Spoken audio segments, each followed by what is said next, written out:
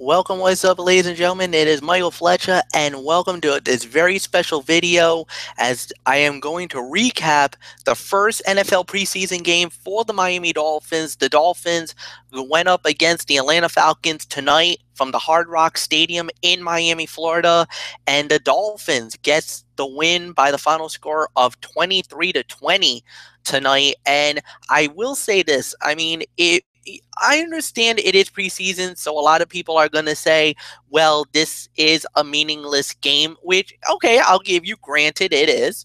But, it's always good to talk about it because you want to see really the young talent. Who's going to step up? Who's going to rise up? Who's really going to make an impact? Because this is really your first impression.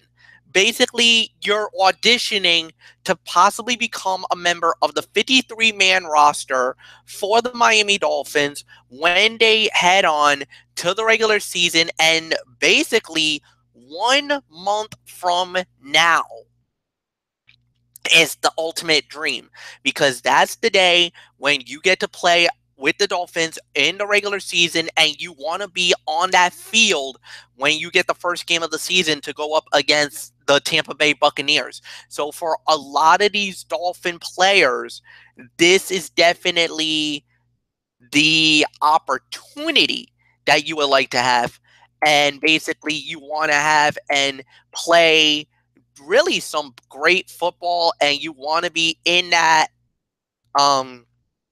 opportunity. And unfortunately for Miami, yes, we got the win, but it also came at a price. Ronaldo McClain, the rookie who got drafted, and a lot of people had very high hopes for Miami. The inside linebacker from Ohio State, our second round draft pick, went injury early in the first quarter during punt coverage.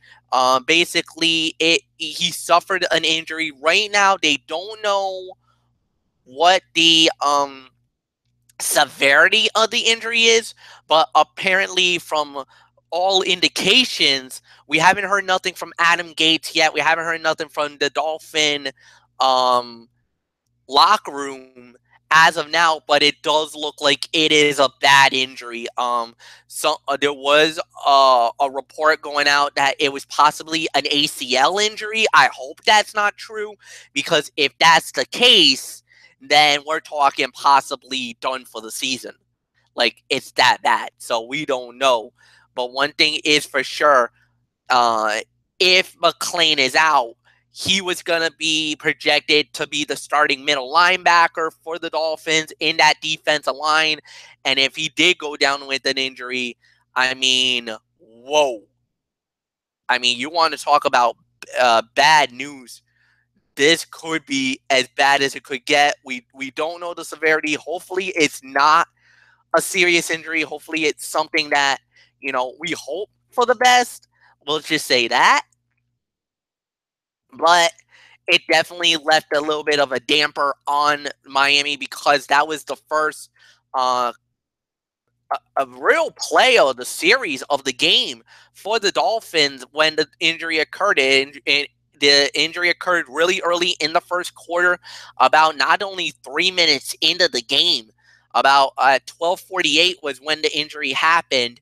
So there was 12 minutes and 48 seconds remaining in the first quarter. So you're talking about, I want to say, not even 3 minutes, like almost 4 minutes into the game, and your second round draft pick for the Dolphins goes down with a possible ACL injury. We don't know for sure yet.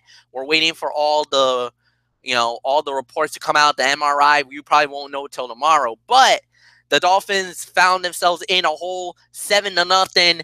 The Atlanta Falcons threw the kitchen sink at us. I mean, Matt Ryan, Williams, the Freeman, Coleman, and then it ended up being Matt Ryan to Devontae Freeman for the touchdown, 15 yards out. They literally threw the kitchen sink at the Dolphins. So we're like, what the heck? So the Dolphins fall down 7-0 early.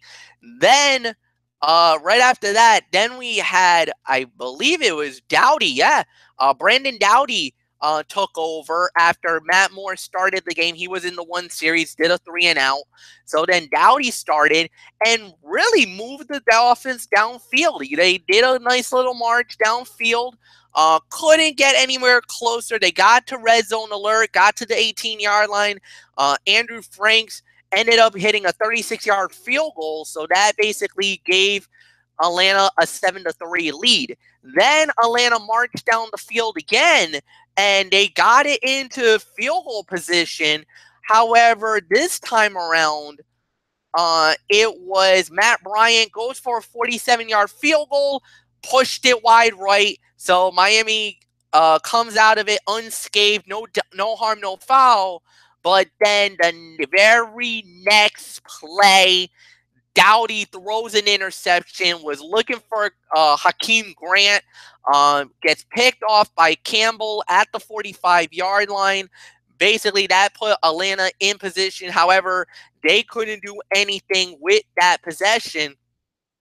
So we move on later into the second quarter, I should say. Miami makes a nice little methodical drive. It basically gets close enough where Leonte Carew gets a 33-yard touchdown pass from Brandon Dowdy. Miami storms ahead, takes the lead by the score of 10-7. However, that lead would not hold for very long. Basically, next thing we know, it was Atlanta moving it downfield. Basically, it was Teron Ward, 3 yards for the touchdown for Atlanta. And going into halftime, Atlanta was up 14-10.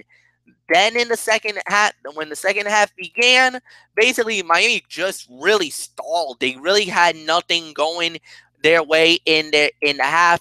They had maybe a couple of possessions, 2 3-and-outs. They couldn't really do anything. However, Atlanta did damage. They got 2 field goals on 11-play drive for 40 yards at 5:24, and then an 8-play drive for 29 yards at 3 minutes and 48 seconds. So going into the fourth quarter, the Dolphins were down 20-10. Then Miami basically got their legs underneath them, as it was I want to say Damian Foles. He basically gets one. Then there was one drive where they make 4 plays. Well, they go. It was Francis Awuhu. He gets the touchdown, 17 yards out. They go for the 2-point conversion. Don't get it. All right, fine, no problem. 20-16. Then basically it was a drive for Atlanta. Couldn't really do nothing. They pinned Miami all the way back at the 1-yard line. So David Fells goes back to pass, throws it down deep, finding DeMaurier Stringfellow, and he is gone. 99 yards to the house, 23-20. Miami takes the lead. Then a fumble recovery for the Dolphins. Looked like that puts them in an opportunity. They could possibly win it. No, they throw an interception. However, Atlanta can't do nothing with it. They actually had a 7-play drive, couldn't do nothing. They punted back to Miami, and Miami was able to bleed the clock out, basically getting some clutch first downs, got a lucky break on a replay review, and Miami was able to slam the door, win the game. Final score, Dolphins win 23, Atlanta Falcons 20. And now let's go into the box score, just to give you a little bit of a rundown. David Fells was really the start of the game today. He was 8 for 17, 184 yards, 2 touchdowns, 1 interception. The one INT kind of was a bad INT, but the 2 touchdowns, oh my goodness. The one that was to Oahu, that was a nice one, but the Stringfellow one, that's the one that everybody's talking about, especially in Dolphin land.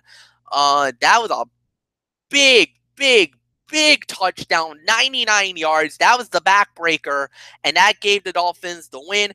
Brandon Doughty, good performance for him. 7 of 12 for 69 yards. Had a touchdown, but threw an interception as well. Matt Moore basically it was only just for the first series. Threw one pass for 5 yards, so nothing much. Running game really non-existent tonight for Miami. Kenyon Drake had four carries for 21 yards. Damian Williams, 6 carries for 18 yards. Devontae Smith, 7 carries for 12 yards. So those were really the 3 guys that really stood out for Miami. And then receiving wise, I mean, okay, let's get into it.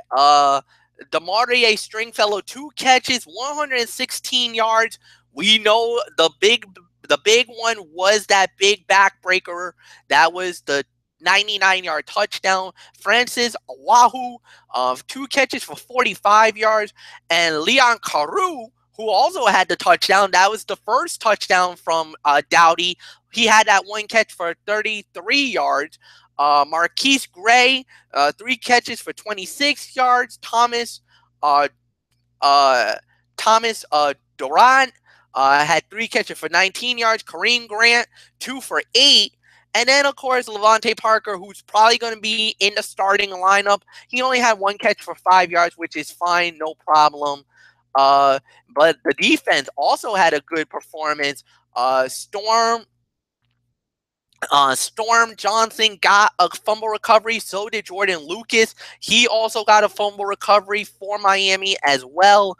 And really, the Miami defense really didn't have. They had Cameron Maxwell had a sack in the game, and he was the only one to get a sack from Miami in this game. They had basically 64 tackles, 54 were solo. There was a couple of they got 4 quarterback hits. They were able to get 3 pass deflections. Of course, a couple of fumble recoveries, which were really nice to have in the game. So, I mean, Miami did pretty well for the most part. Some guys really stood out. Others, well, we'll see what, some other guys really didn't do, really did well. I mean, Tanker Slew had six tackles. Chase Allen had 6 tackles. Deion Lacey had 5, which was not bad. Pitts had 5.